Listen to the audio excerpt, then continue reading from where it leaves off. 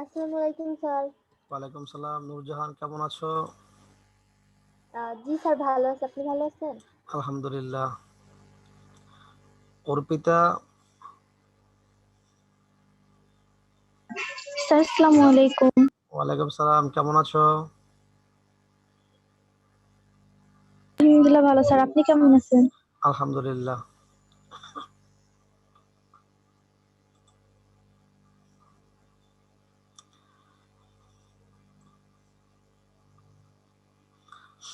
রাইতা, ভালো আছো? আসসালামু আলাইকুম স্যার।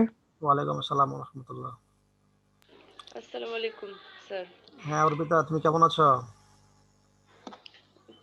এই তো আলহামদুলিল্লাহ স্যার। স্যার চিনতে পারছেন আমাকে? কেন চিনবো না?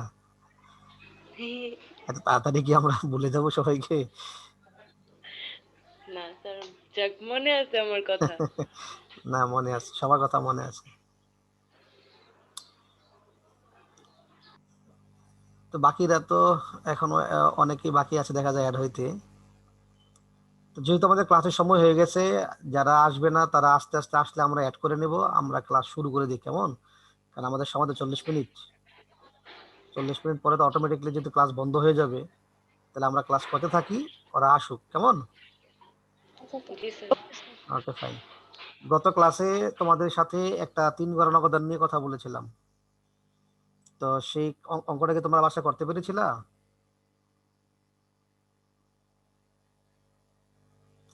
রায়তা, অঙ্কটা করেছো বাসায় রায়তা?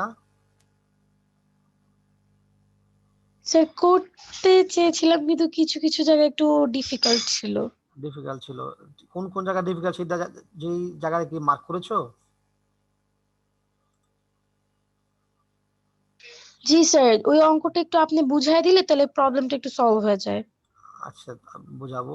অর্পিতা, করেছো অঙ্কটা বাসায়?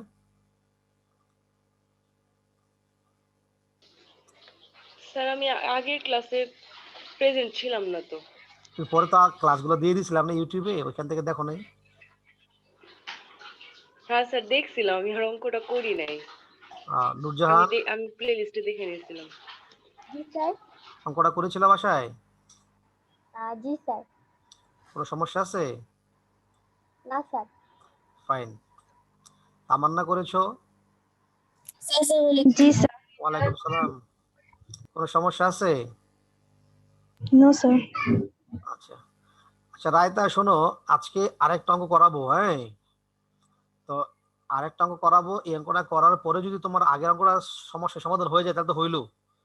যদি আজকের অঙ্কটা করানোর পরেও আগের সমস্যাগুলো থেকে যায়, তাহলে তুমি আমাকে বলো, আমি আবার বুঝাই দেবো, কেমন?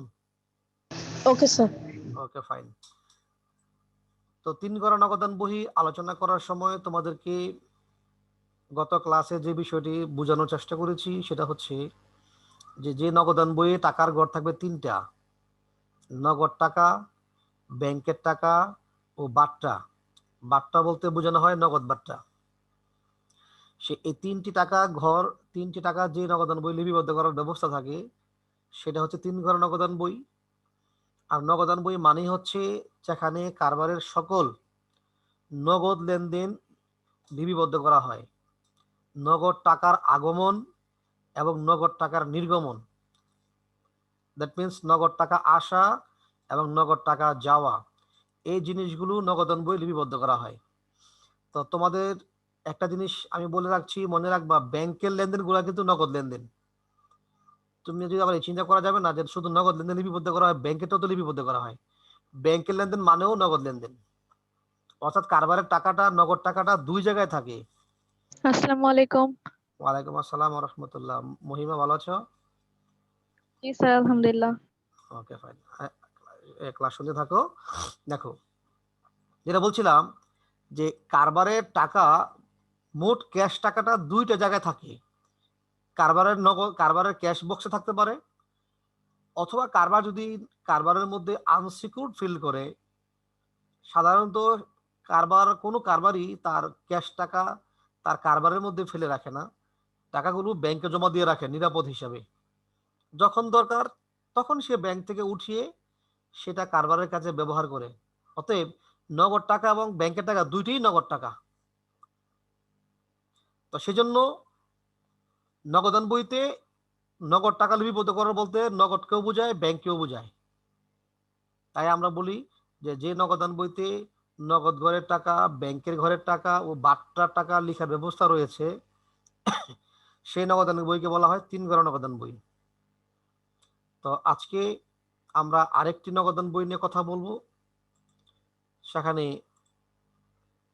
এই নগদান বইয়ের মধ্যে মূল যে থিমটা তোমাদের মাথায় রাখতে হবে, মূল থিমটা হচ্ছে যদি কারবারের নগদ সম্পদের পরিমাণ বৃদ্ধি পায়, কোনো লেনদেন দ্বারা যদি কারবারের নগদ টাকার সম্পদ বা নগদ সম্পদ বৃদ্ধি পায়, সেটা নগদ জমাও হতে পারে, ব্যাংকের টাকাও হতে পারে। নগদ অথবা ব্যাংকে যদি টাকা জমা হয়, মানে টাকা আসে বা টাকা বৃদ্ধি পায়, তাহলে নগদান বইয়ের ডেবিট দিকে লিপিবদ্ধ করবো আমরা। আর যদি কোনো লেনদেন দ্বারা এরকম হয় যে কারবারের নগদ টাকা হ্রাস পেল অথবা ব্যাংক জমা হ্রাস পেল, নগদ টাকা চলে গেল অথবা ব্যাংক থেকে টাকা চলে গেল, এরকম যদি হয়, তাহলে আমরা ক্রেডিট দিকে নগদের ঘরে ও ব্যাংকের ঘরে লিপিবদ্ধ করব। এই হলো দুইটা বিষয়। আরেকটা বিষয় হলো দেনাদারের কাছ থেকে টাকা আদায় করার সময়, অর্থাৎ যাদের কাছে আমরা বাকিতে পণ্য বিক্রয় করেছি তাদেরকে বলি আমরা দেনাদার অথবা প্রাপ্য হিসাব বলি। দেনাদার বলি অথবা প্রাপ্য হিসাব বলি।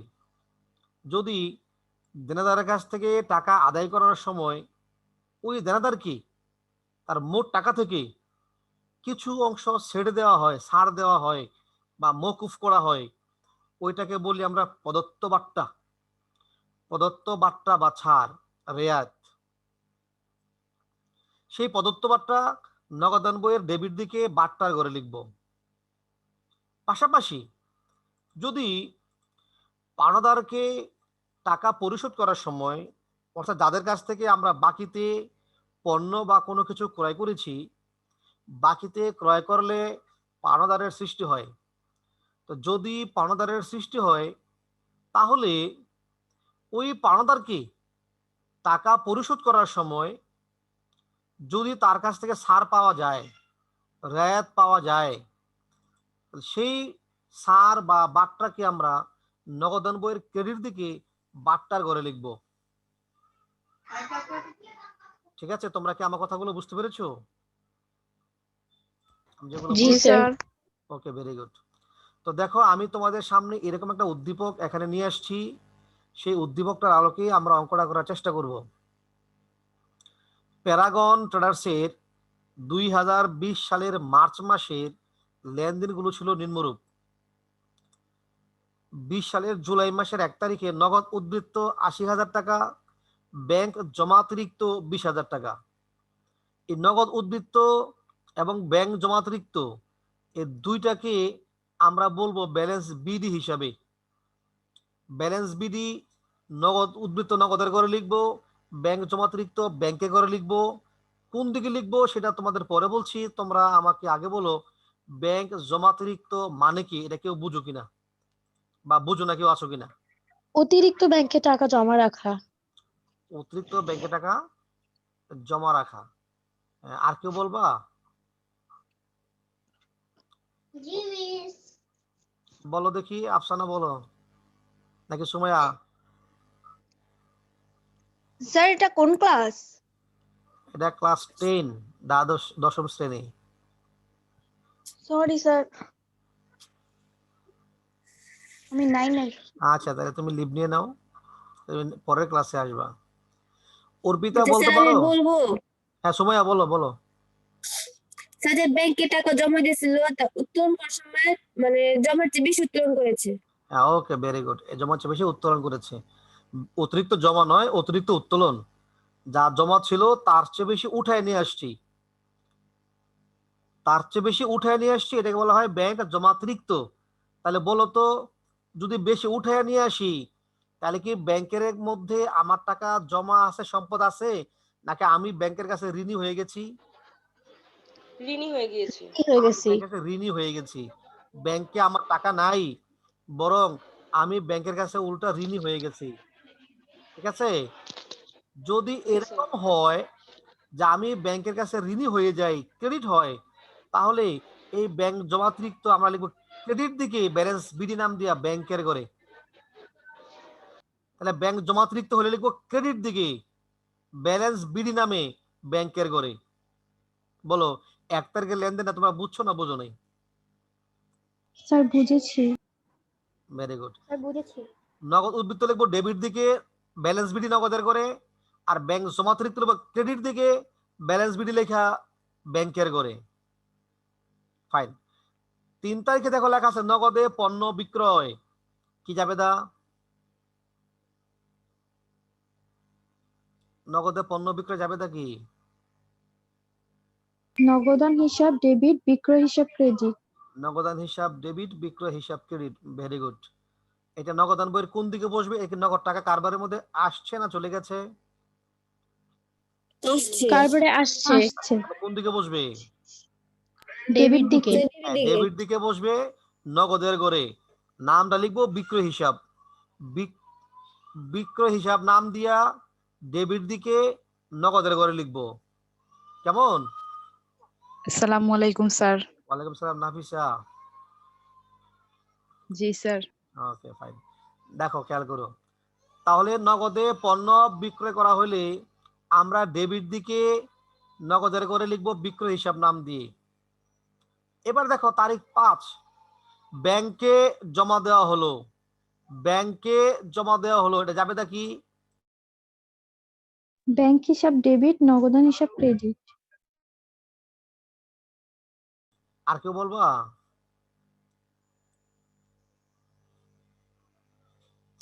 ব্যাংক হিসাব ডেবিট, নগদান হিসাব ক্রেডিট। ঠিক আছে? তো যেহেতু ব্যাংক হিসাব ডেবিট, নগদান হিসাব ক্রেডিট, এই লেনদেন দ্বারা বোঝানো হয় যে কারবারের টাকা, নগদ টাকা চলে গেছে ব্যাংকে, তাহলে ব্যাংকের জমা বৃদ্ধি পেয়েছে আর কারবারের নগদ টাকা হ্রাস পেয়েছে, তাই না? জি স্যার। জি স্যার। Okay fine. এরকম লেনদেনকে নগদান বহির 2 দিকে লিপিবদ্ধ করতে হয়। ডেবিট দিকে লিখতে হয় ব্যাংকের ঘরে, নাম লিখতে হয় নগদান হিসাব। আবার ক্রেডিট দিকে লিখতে হয় নগদের ঘরে, নাম লিখতে হয় ব্যাংক হিসাব। দেখো টাকাটা ব্যাংকে জমা হওয়ার কারণে ব্যাংক জমা বৃদ্ধি পেল, এই জন্য আমরা ডেবিট দিকে লিখবো ব্যাংকের ঘরে, নামটা দিব নগদান হিসাব। আবার ক্রেডিট দিকে গিয়ে লিখবো নগদের ঘরে, নামটা দিব ব্যাংক হিসাব। তো একটা লেনদেন যদি এরকম 2 দিকে বসে, একদিকে নগদের ঘরে আরেক দিকে ব্যাংকের ঘরে, একটা লেনদেন 2 পাশে বসলো, একদিকে বসলো নগদের ঘরে, তার অপর দিকে বসলো ব্যাংকের ঘরে, এরকম লেনদেনকে বলা হয় কন্ট্রা এন্ট্রি, বিপরীত দাখিলা। কন্ট্রা দাখিলা। কন্ট্রা দাখিলা মানে বিপরীত দাখিলা, মানে কন্ট্রা এন্ট্রি। ঠিক আছে? মন থাকবে তোমাদের? জি স্যার। জি স্যার। জি স্যার। আমি জি কথাটা স্যার। আবার বলে দিচ্ছি, যে লেনদেন নগদান বহির 2 দিকে বসে, একদিকে নগদের ঘরে আরেক দিকে ব্যাংকের ঘরে, 2 দিকে নগদের ঘরে হইলে কিন্তু হবে না। 2 দিকে নগদের ঘরে হইলে হবে না, 2 দিকে হইতে হবে ডিফারেন্ট, একদিকে নগদের ঘরে আরেক দিকে ব্যাংকের ঘরে। তাইলে এটার নাম হবে কন্ট্রা এন্ট্রি, বিপরীত দাখিলা। এই কন্ট্রা এন্ট্রিকে চিহ্নিত করার জন্য আমরা খতিয়ান পৃষ্ঠার ঘরে সি লিখে রাখতে পারি, ইংরেজিতে সি বা বাংলায়ও সি লিখে রাখতে পারি। এই সি লিখে আমরা চিহ্নিত করব এটা কন্ট্রা এন্ট্রি। এই টাকা দ্বারা কারবারের সম্পদ হ্রাস বৃদ্ধি হয় নাই, শুধু সম্পদ পরিবর্তন হয়েছে, নগদ থেকে চেঞ্জ হয়ে ব্যাংকে জমা হয়েছে। এটা টাকা কোথাও থেকে আসেও নাই, কোথাও চলেও যায় নাই, কারবারের টাকা কারবারের মধ্যেই আছে, শুধু স্থান পরিবর্তন হয়েছে, কারবার থেকে ব্যাংকে জমা হয়েছে। এই টাকা কারো কাছ থেকে কারবারের মধ্যে আসেও নাই, কারো কাছে কারবার থেকে যায়ও নাই। কথা বুঝতে পেরেছো? জি স্যার। এটা নগদ জি, স্যার। আগমনও ঘটে নাই, নির্গমনও ঘটে নাই, কারবারের টাকা কারবারের মধ্যেই আছে, শুধু জায়গাটা চেঞ্জ হয়েছে, কারবার থেকে ব্যাংকে গেছে, এই এটাকে বলা হয় কন্ট্রা এন্ট্রি, বিপরীত দাখিলা। 8 তারিখ এমদাদকে তার দেনার 5% বাট্রা বাদে 9,500 টাকা চেকে পরিশোধ করা হলো। চেকে পরিশোধ করা হলো মানে দেওয়া হলো। তো তোমাদের কাছে আমার প্রশ্ন, এখানে বাট্টাটা কয় টাকা হবে? তোমরা একটু বের করে আমাকে বলো, ক্যালকুলেটর হিসাব করে বলো, এখানে বাট্টাটা কয় টাকা হবে?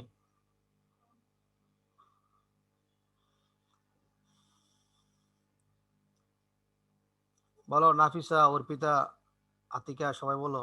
না, নূরজাহান, রায়তা, চেষ্টা করো। স্যার 475 না? 475। 75। জি স্যার, 9,025 টাকা বাট্টা বাদে। 9,025 টাকা। আর কেউ? 475 টাকা বাদ করলে। আচ্ছা, 475 টাকা বাদ। রায়তা 475 টাকা বাদ। সুমাইয়া স্যার 475 টাকা বাদ। 475 টাকা বাদ। আতিকা 475 টাকা বাদ পড়বে। শূন্য শূন্য বললে হবে না তো, চেষ্টা করে বলতে হবে, নিজে নিজে কিছু চেষ্টা করতে হবে। সবাই কেউ শূন্য শূন্য বলবো না, ওদেরটা কিন্তু হয় নাই। তোমরা আবার একটু কারেকশন করে বলার চেষ্টা করো। নূরজাহান জি স্যার। বলো কত হবে বাট্টা? স্যার দাঁড়ান একটু বের করতেছি। হ্যাঁ, বের করো। আমি দাঁড়াইলাম, তুমি বের করো।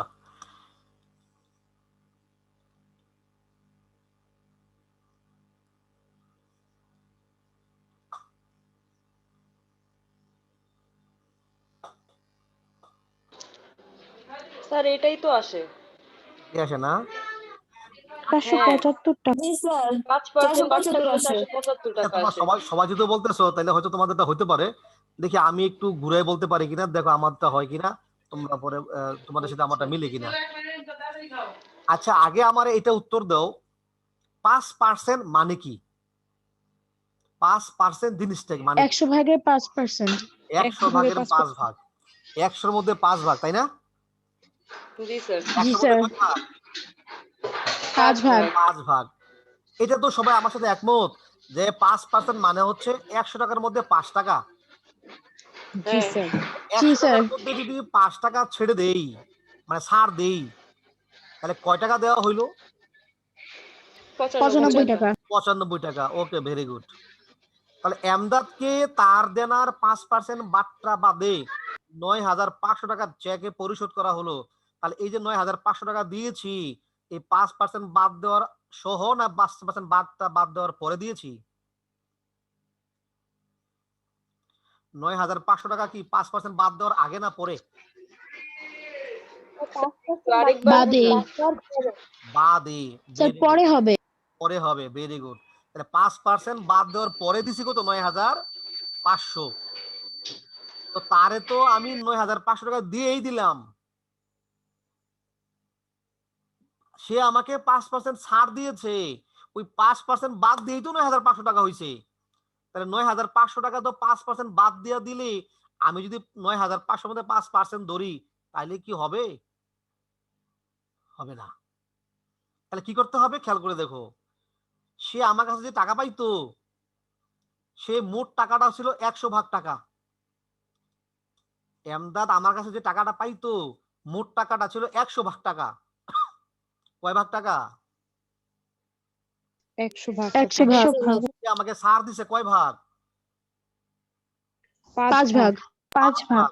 তাহলে 5 ভাগ দেওয়ার পরে তাকে দিছি আমি কয় ভাগ তাইলে? 95 ভাগ। 95 ভাগ।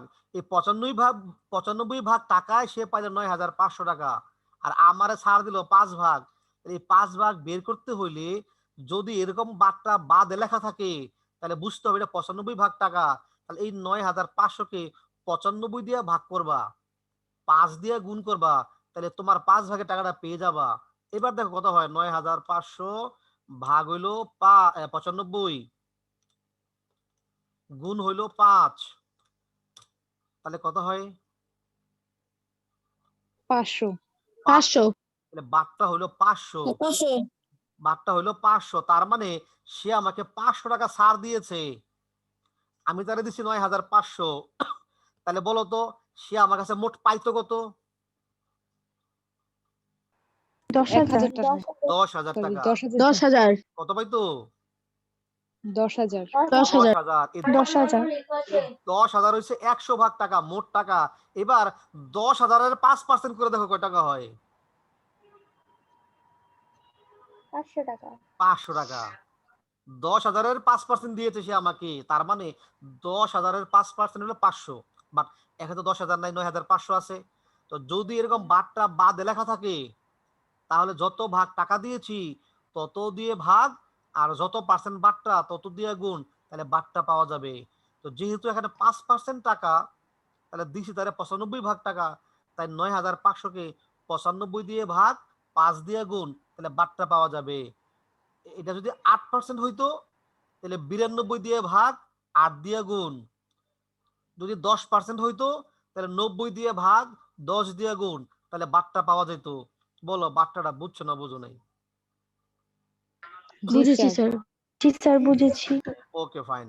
তাহলে এরকম যদি বাট্টা বাদে লেখা থাকে, যে বাট্টা বাদে, বাদ দেওয়ার পরে টাকা দেওয়া হয়েছে, তাহলে এইভাবে বাট্টা বের করবা।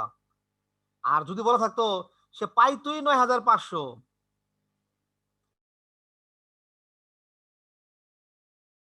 যদি লেখতো এইভাবে যে এমদাদের পাওনা 9,500 টাকা 5% বাট্টায় পরিশোধ করা হলো, তখন আমরা চিন্তা করতাম এমদাদ পাইতোই 9,500, ওইখান থেকে 5% ছাড় দিয়েছে, তাইলে আমরা ওই 9,500-র 5% ধরতাম, তোমরা যেটা বের 475 টাকা, ওটা ঠিক ছিল।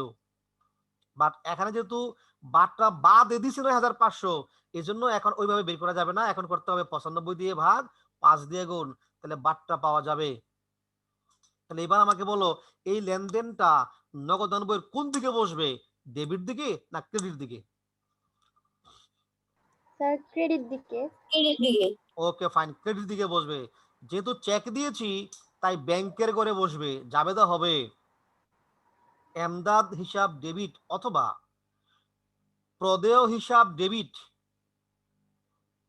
ব্যাংক হিসাব ক্রেডিট, প্রাপ্ত বাট্টা ক্রেডিট। ব্যাংক হবে 9,500 টাকা, বাট্টার ঘরে হবে 500 টাকা। ঠিক আছে,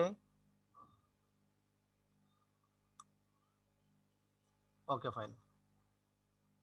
তোমাকে আবার বুঝাবো? হ্যাঁ, আমরা টাকাটা কাকে দিয়েছি? এমদাদকে। এমদাদ হইলো আমাদের পাওনাদার।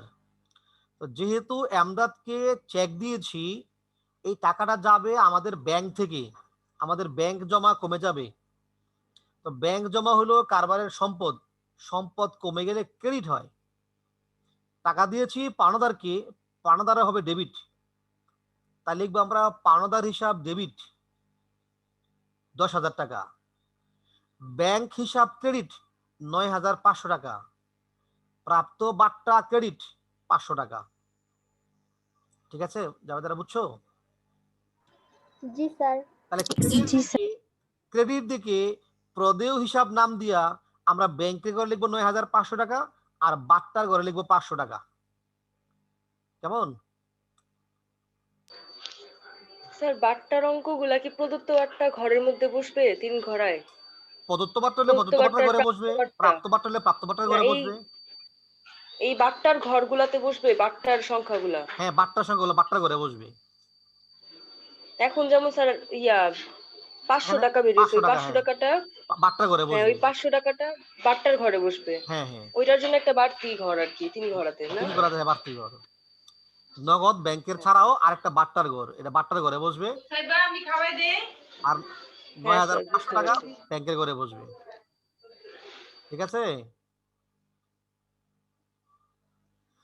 দেখো 10 তারিখ নগদ উত্তোলন 2,000 টাকা, পণ্য উত্তোলন 500 টাকা।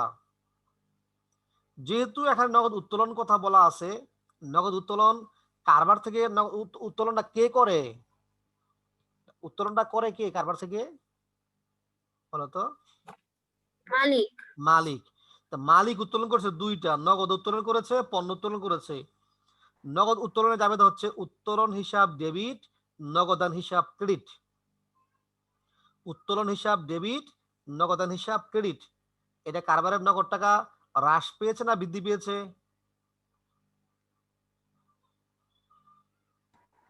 স্যার হ্রাস পেয়েছে। পেয়ে হ্রাস পাইছে স্যার। তাহলে কোন দিকে বসবে?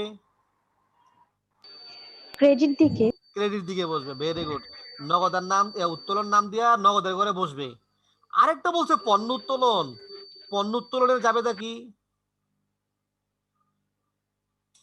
উত্তোলন হিসাব ডেবিট আর ক্রয় হিসাব ক্রেডিট। ক্রয় হিসাব ক্রেডিট। উত্তোলন হিসাব ডেবিট আর ক্রয় হিসাব ক্রেডিট। এটা নগদের বইয়ের কোন দিকে বসবে? স্যার পণ্য উত্তোলন আর কেনা তো স্যার একই আসবে না নাকি? তো। ক্রেডিট দিকে। ক্রেডিট দিকে কে বলছিল জানি? স্যার আসবে না তো। স্যার পণ্য উত্তোলন আর কেনা ক্রয় করা একই না? না, এক না, এক না। উত্তোলন আর কেনা এক না। ক্রয় করলে তো ক্রয় ডেবিট হয়। আর স্যার এটা তো নগদের ঘরে আসবে না। এটা তো নগদের ঘরে বসবে না। স্যার এটা আসবে না। ওকে, ভেরি গুড। এটা নগদান বইতে আসবে না, কারণ এটা নগদ লেনদেন নয়। এখানে নগদ টাকার কোনো হ্রাস বৃদ্ধি ঘটে নাই। এটা জাবেদা উত্তোলন হিসাব ডেবিট, ক্রয় হিসাব ক্রেডিট। এটা নগদান বইয়ের অন্তর্ভুক্ত হবে না। ফাইন, ভেরি গুড, তোমরা বুঝতে পেরেছো। আসবাবপত্রের উপর 1500 টাকা অবচয় ধার্য করতে হবে। এটা জাবেদা কি?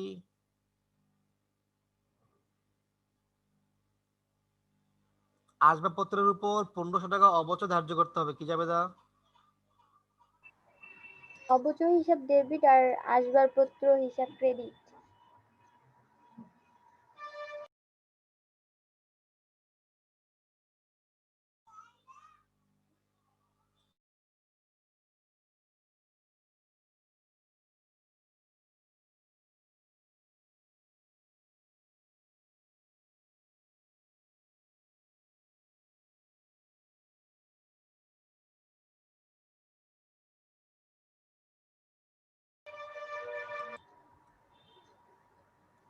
হ্যাঁ নুরজাহান, বলো এটা কোন দিকে বসবে নগদান বইয়ের?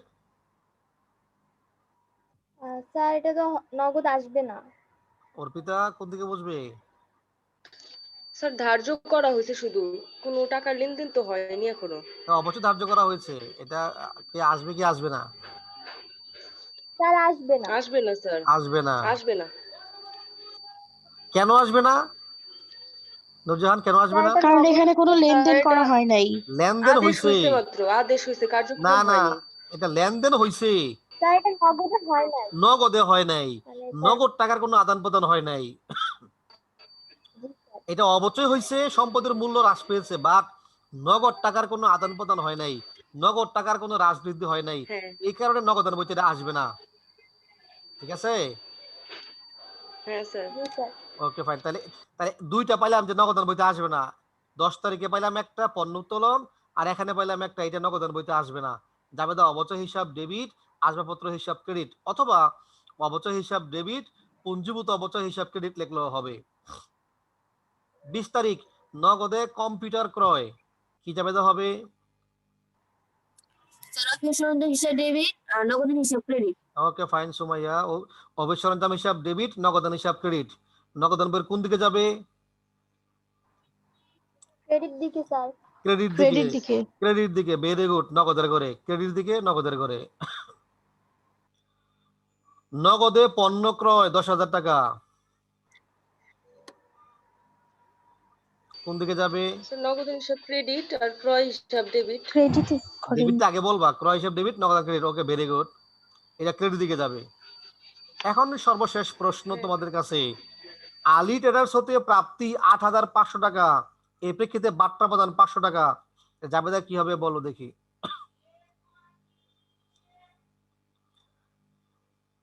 আলী ট্রেডার্স থেকে প্রাপ্তি 8,500 টাকা, এই প্রেক্ষিতে বাট্টা প্রদান 500 টাকা। স্যার প্রাপ্ত হওয়ার পরে বাট্টা প্রদান করা হয়েছে না? হ্যাঁ 8,500 টাকা প্রাপ্ত হয়েছে, হ্যাঁ, তারপর বাট্টা প্রদান করা বাট্টা হয়েছে। প্রদান করা হয়েছে, বলো। তাহলে স্যার এটা কেমনে কি একটু বলতেন? আমরা কয় টাকা পেয়েছি?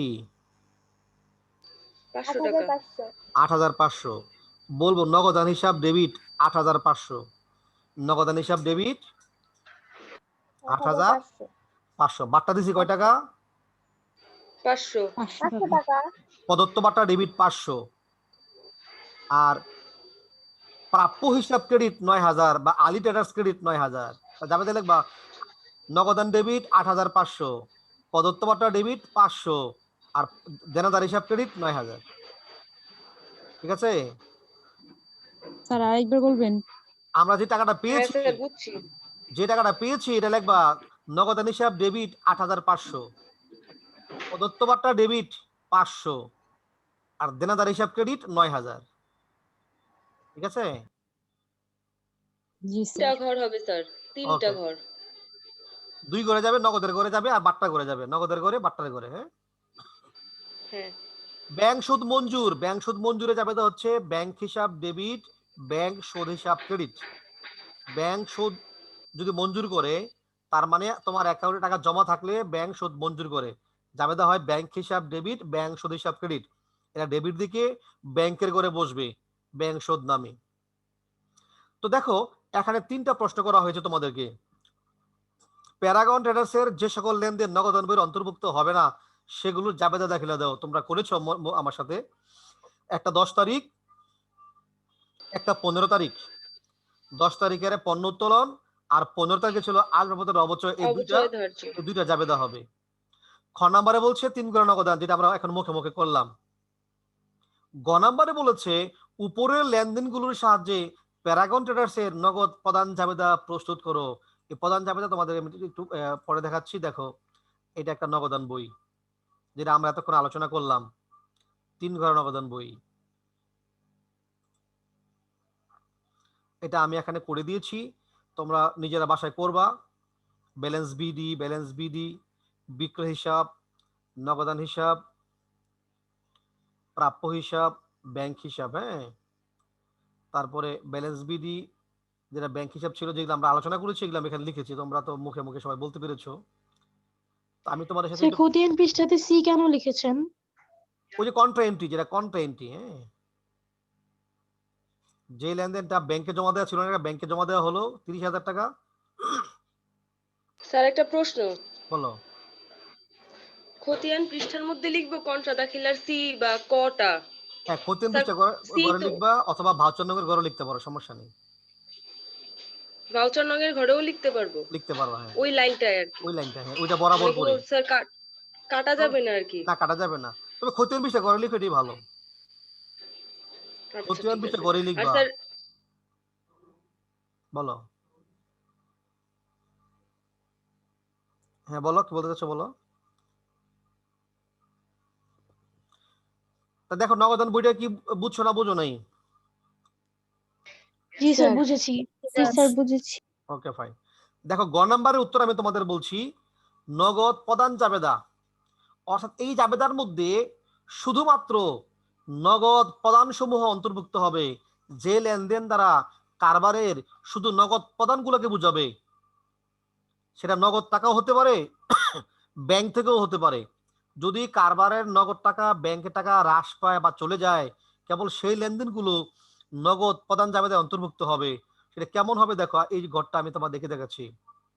নগদ প্রদান জাবেদা ঘরটা এরকম হবে, তারিখ, ডেবিট হিসাব খাত, সূত্রের একটা ঘর দিবা, আর এখানে আমি লিখছি 3টা ঘর, ডেবিট দিকে ক্রয়, প্রদেয় হিসাব, অন্যান্য। তো তোমরা ডেবিট শব্দটা না লিখে এই 3টা ঘর পুরোপুরি আঁকতে পারবা, তাও হবে, সমস্যা নেই। তো এইভাবে আঁকলে সুন্দর, এটা স্পষ্ট। তোমরা আমি যেভাবে এঁকেছি এভাবেই আঁকবা, এটা ভালো। ডেবিট, স্যার প্রধান সূত্র জাবেদা কি কিসের? কন্ট্রাক্টে আসে না? হ্যাঁ, না কন্ট্রেন্টে আসবে না, প্রধান জাবেদা কন্ট্রেন্টে আসবে না। কেন আসবে না? প্রধান মানে কি কাউকে দিয়ে দেওয়া, তো কন্ট্রেন্টে কি আমরা টাকা কাউকে দিয়ে দিয়েছি? না স্যার। শুধু কারবারের টাকা ব্যাংকের মধ্যে আছে, কারবারেরই আছে, কোথাও যায় নাই। এই জন্য প্রদানও আসবে না, প্রাপ্তি জাবেদাও আসবে না। কন্ট্রাক্টটি নগদ প্রাপ্তি প্রদানে আসবে না। প্রাপ্তি প্রদানের মূল বিষয় হচ্ছে টাকাটা কারবারের বাইরে কারো কাছে যেতে হবে, অথবা বাইরের কাছ থেকে কারবারের মধ্যে আসতে হবে। অর্থাৎ কারবারের নগদ সম্পদ বা ব্যাংক জমা বৃদ্ধি পেতে হবে অথবা হ্রাস পেতে হবে। তো যেহেতু কন্ট্রাক্টটির ফলে কারবারের নগদ টাকার হ্রাস বৃদ্ধি ঘটে না, কারবার শুধু অবস্থান পরিবর্তন হয়, সেই কারণে কন্ট্রা এন্ট্রি নগদ প্রাপ্তি প্রদান জাবেদায় আসবে না। বুঝছো না বুঝো নাই? স্যার এখানে বুঝেছি। সূত্রটা কি খালি থাকবে? সূত্রে ঘর খালি থাকবে। সূত্রে ঘর হচ্ছে কি, ওই যে অনেক সময় তোমার কি বলে, এটা খতিয়ান পৃষ্ঠার মতো, অঙ্ক করতে কাজে লাগে না, বাস্তবে কাজ করার সময় এগুলো কাজে লাগে। সূত্র বলতে বোঝায় এটা কোন থেকে আসছে, এটা এরপরে কোথায় যাবে, ওইগুলো পৃষ্ঠা নাম্বার লিখে রাখা হয় এখানে। আবার ক্রয় জাবেদা বিক্রয় জাবেদা দেখবা তোমাদের সূত্র শর্ত থাকে, হ্যাঁ, 2/10/n30 এরকম থাকে, হ্যাঁ, ওইগুলা শর্তের ঘরে লেখা থাকে। এই সূত্রের ঘরে এখানে তোমার কিছু লিখতে হবে না। হ্যাঁ, যা খেয়াল করো। তাহলে প্রদেয় হিসাবকে এমদাদকে টাকা দিয়েছিলাম আমরা, এই প্রদেয় হিসাব 10,000 টাকা, নগদের ঘরে 9,500, বাট্টার ঘরে 500। মালিক নিজ প্রয়োজনে কারবার থেকে উত্তোলন করছে 2,000 টাকা, উত্তোলন হিসাব ডেবিট, নগদান ক্রেডিট। উত্তোলন মানে অন্যান্য, ক্রয় হইলে ক্রয়ের ঘরে, প্রদেয় হইলে প্রদেয়ের ঘরে, আর বাকি সব হইলো অন্যান্যর ঘরে। তাহলে উত্তোলন হচ্ছে অন্যান্যর ঘরে আর নগদের ঘরে। আমরা অভিসরঞ্জাম কিনেছি, অভিসরঞ্জাম ক্রয়ের ঘরে আসবে না, কারণ ক্রয়ের ঘরে আসবে শুধুমাত্র পণ্য ক্রয়। ক্রয় বলতে বোঝায় শুধু পণ্য ক্রয়কে কেবল ক্রয় বোঝায়, পণ্য ক্রয় না হইলে আর ক্রয় হবে না। অভিসরঞ্জাম হলো সম্পদ ক্রয়, তাই অন্যান্য ঘরে যাবে, সরঞ্জাম হলো অন্যান্যর ঘরে আর নগদের ঘরে। 25 তারিখে ছিল পণ্য ক্রয়, এটা ক্রয়ের ঘরে যাবে, পণ্য ক্রয় ক্রয়ের ঘরে, নগদের ঘরে। তো এই ক্রয় যোগ করবা, প্রদেয় যোগ করবা, অন্যান্য যোগ করবা, এই তিনটা যোগফল মিললে হলো 62,000 টাকা। এটা লেখা ক্লোজ করে দিবা। এখানে নগদের ঘর আর বাট্টার ঘর যোগ করবা, নগদ সব যোগ হইব, বাট্টা যোগ করার পরে সব যোগ করে 62,000 টাকা নিচে ক্লোজ করে দিবা। এটাকে বলা হয় নগদ প্রদান জাবেদা। তোমরা সবটা একটু ভালো করে খেয়াল করো। তারিখ, ডেবিট হিসাব খাত, সূত্র। ডেবিট দিকে 3টা ঘর, ক্রেডিট দিকে 2টা ঘর। ক্রয় হিসাব, প্রদেয় হিসাব আর অন্যান্য, নগদের হিসাব আর প্রাপ্তবাট্টা, এটা হলো ক্রেডিট দিকে। দেখো জাবেদারা বুঝছো না বুঝো নেই? নগদ প্রদান জাবেদা বুঝছি স্যার। জি স্যার। Okay fine. আচ্ছা রায়তা, তোমার যে প্রবলেম ছিল এই অঙ্কের আলোচনার পরে কি তোমার প্রবলেম সলভ হয়েছে নাকি এখনো প্রবলেম জি আছে? স্যার হয়েছে। নো ওকে, স্যার, প্রবলেম নাই। Very good very good. তাহলে বলো, আর কারো কোনো প্রশ্ন আছে? না স্যার। এই নগদান বই নিয়ে, নগদ প্রদান জাবেদা নিয়ে বা নগদের যে কোনো লেনদেন নিয়ে স্যার একটা বলো স্যার আমি বলি স্যার, বলো বলো। দুইটা মান সমান হতে হবে, নিচে 62,000, এই পাশেও হ্যাঁ, 62,000। যেহেতু জাবেদা সেহেতু ডেবিট দিক আর ক্রেডিট দিক দুটো সমান হইতে হবে, একদম সমান হইতে হবে। আচ্ছা, কম বেশি হইলে স্যার ওটা ভুল। অবশ্যই ভুল, জাবেদা তো আর কম বেশি হইতে পারে না। জাবেদার নিয়ম কি, ডেবিট যত টাকা হয় না না, ক্রেডিট তত টাকাই হইতে হবে, ক্রেডিটও তত টাকা হয়। হ্যাঁ সমান হইতে হবে। এটা জাবেদা অর্থাৎ সমান হইতে হবে, কম বেশি হওয়ার সুযোগ জি নেই। স্যার। বলো, আর কারো কোনো প্রশ্ন আছে?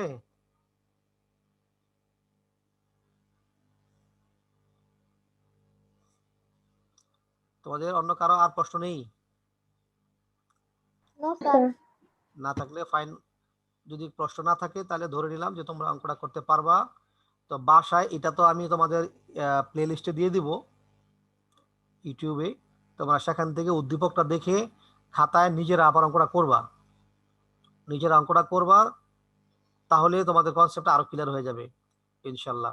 আর আগামী ক্লাসে তোমাদেরকে এই নগদ প্রদান জাবেদার পাশাপাশি নগদ প্রাপ্তি জাবেদারা দেখাবো, এবং আরেকটা 3 ঘর নগদের বই জাবেদা দেখাবো, আরেকটা 3 ঘর নগদান বই এবং নগদ প্রাপ্তি জাবেদা শিখাবো ইনশাল্লাহ। আর এর মধ্যে যদি তোমাদের কোনো প্রবলেম থাকে, এই 3 ঘর নগদানের যে কোনো লেনদেন নিয়ে তোমাদের সমস্যা থাকে, তোমরা সমস্যাগুলো খাতায় লিখে নিবা, লিখে ক্লাসে আমায় প্রশ্ন করবা, ইনশাল্লাহ আমি তোমাদের প্রশ্নের উত্তর দেওয়ার চেষ্টা করবো ইনশাল্লাহ। তোমরা যার যেখানে অ্যাকাউন্টিং এর প্রবলেম হয় তোমরা সেগুলাকে ফাইন্ড আউট করে আমার সাথে কথা বলবা, কেমন? ইনশাল্লাহ আমি চেষ্টা আচ্ছা করবো স্যার। তোমাদের সেই প্রবলেম গুলো বুঝিয়ে দেওয়ার জন্য। ঠিক আছে? জি স্যার। তো ঠিক আছে, তাহলে তোমরা সবাই তাহলে ভালো থেকো। আজকে ক্লাস তাহলে এখানে শেষ করছি। তোমাদের সকলকে অসংখ্য ধন্যবাদ। স্যার আসসালামু আসসালামু আলাইকুম। আলাইকুম। আসসালামু আলাইকুম স্যার। আসসালামু আলাইকুম স্যার। ওয়ালাইকুম সালাম ওয়া রাহমাতুল্লাহ।